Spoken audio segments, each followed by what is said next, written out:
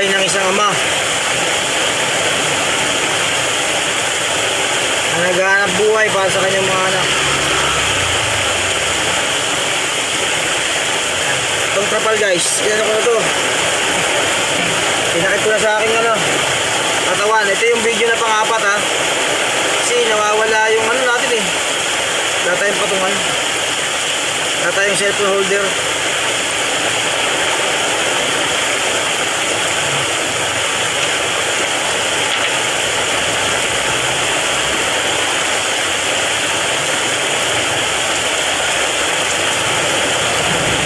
Ulan.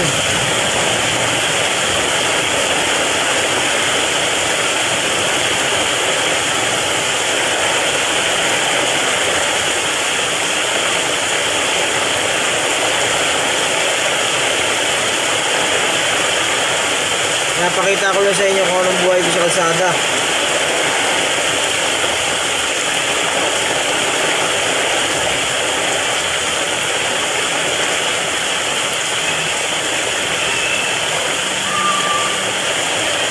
Mga bata dyan, mag-aral kayo mabuti.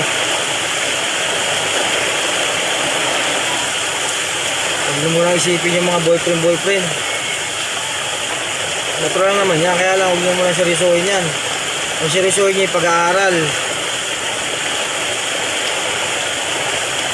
Kasi pag nakatapos kayo, magagawa nyo lahat ng gusto nyo. Makapagtrabaho kayo sa maayos na gusto nyo trabaho. Tutupad nyo mga pangarap nyo.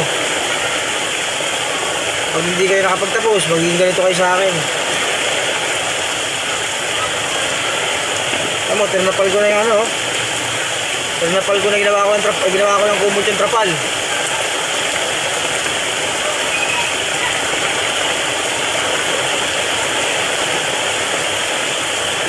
Lagi nyo isipin,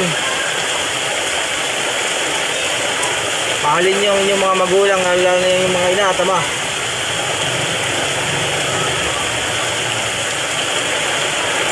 Isipin nyo lahat ng sakripisyo ng inyong ama para sa inyo.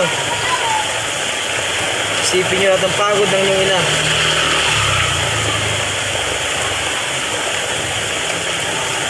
Sa pag-aaral lang at sipag sa bahay, sa gawaing bahay, napakalaking bagay na yun sa inyong mga magulang.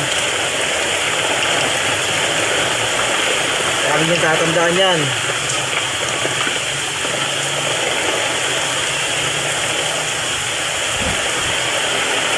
Tumatagos na yung hangin sa tumatagos na yung ulan dito sa likod ko. Ayan na, tumatagos na. Ayan, tumatagos na. Pag lumalakas yung hangin, tumatagos.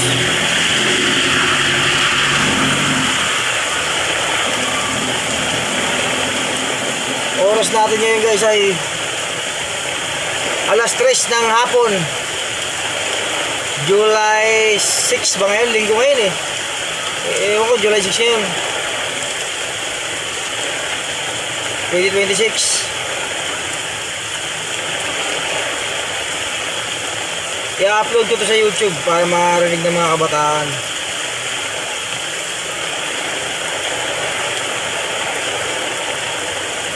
Lagi niyong iisipin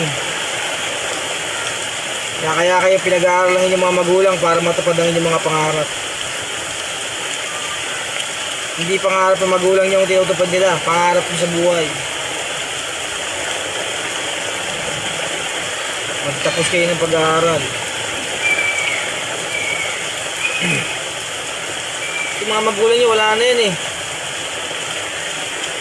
Patanda na yan. Hindi inaangad ng magulang nyo, tulungan nyo sila.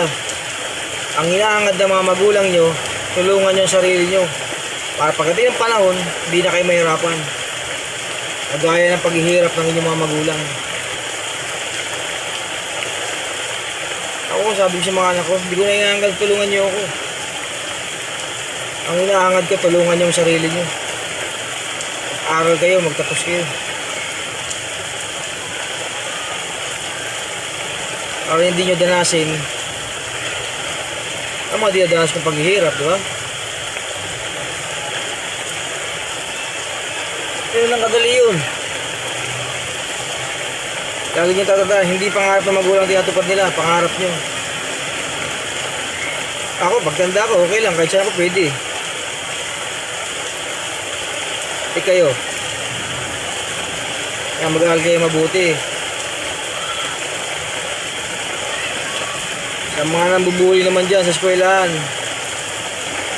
huwag kayo mambuli. Nakita nyo? Binabaril yung mga nambubuli.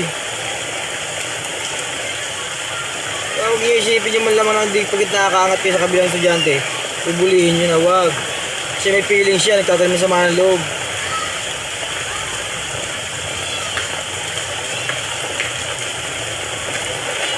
Ang lakas yung mambuli pag pinatulang kayo, kawawa kayo.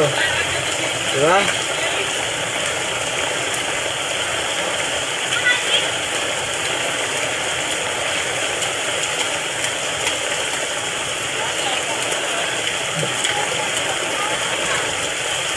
Di tayo ngayon guys ha.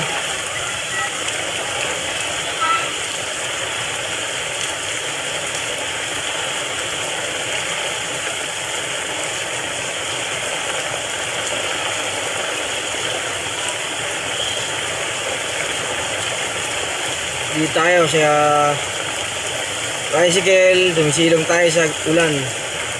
Yan, malakas na ulan.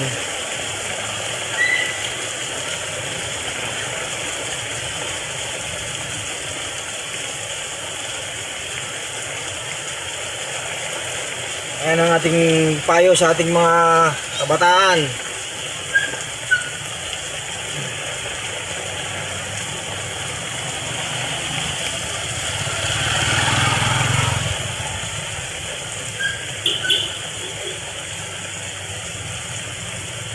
Huwag kayo sasama sa mga taong mali.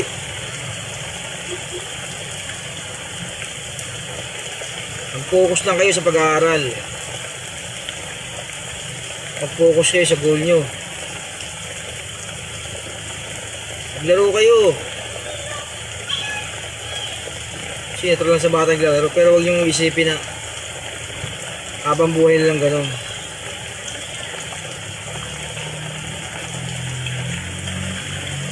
Lalo nyo iisipin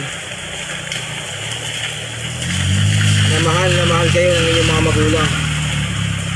Lalong lalo na ng inyong mga matina.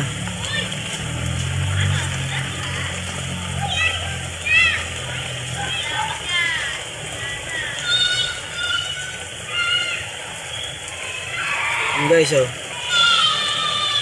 na yung video natin ha. Mag-follow na lang kayo, like and share. Ayan guys, umihina na siya, umihina na yung ulan. Please, like, follow, and share. Tsaka padala na kayo yung Gcash para makabili ako ng holder. Yung yung cellphone holder sa natin ha.